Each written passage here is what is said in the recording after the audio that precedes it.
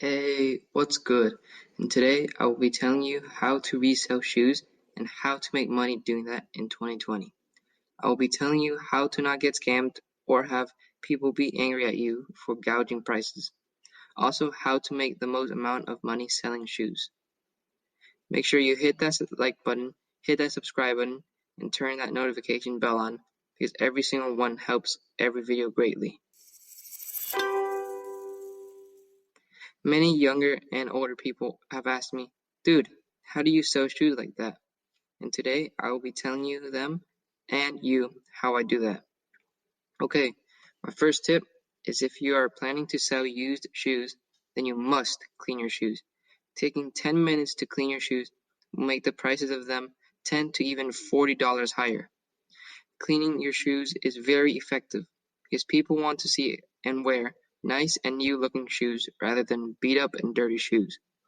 My next tip is to avoid rating your shoes.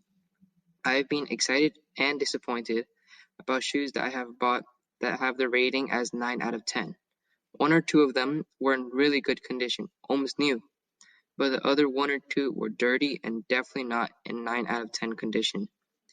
Ratings can be confusing and misleading to the buyers, so avoid using them.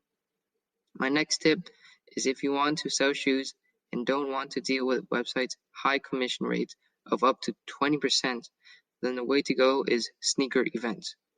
People go to sneaker events solely to buy. They pay for admission and are aiming to leave with something. All you have to do is rent a table there for like around $80, probably fill out some paperwork, and you can sell sneakers. Try to have your sneakers clean because that for sure would look better. If you have dead stock sneakers, then even better. You could probably make the price of your shoes even a little higher since people want to buy something. I'm not saying mark up the price $50 so people get angry at you, but maybe $10, $15. If you have some old shoes that you just want to get rid of or just sell, then bring them to sneaker events. They don't even have to be limited or exclusive sneakers. My third tip is to sell on online websites. The downside of selling on online websites is that they usually have some type of commission, making your profit less. But you have a lower chance of being scammed than if you sold your shoes the next way I'm going to tell you. The two websites I recommend the most are StockX and Go.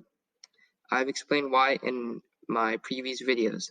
The links to them will be in the description below and on the upper right. My last tip is to sell on Facebook, Instagram, and social media because people there are devoted to certain shoes and shoe sizes. There are people in social media groups that are dedicated to certain shoe sizes and certain brands. If you sell there, you can make more money than if you sold on a website like StockX. But there is a higher chance you could be scammed out of your money. So make sure that the buyer is going to send you money for the product, and make sure that you don't act shady towards them so they don't lose trust of you sending them the product. Well, that's it for this video. So remember to hit that like button and hit that subscribe button.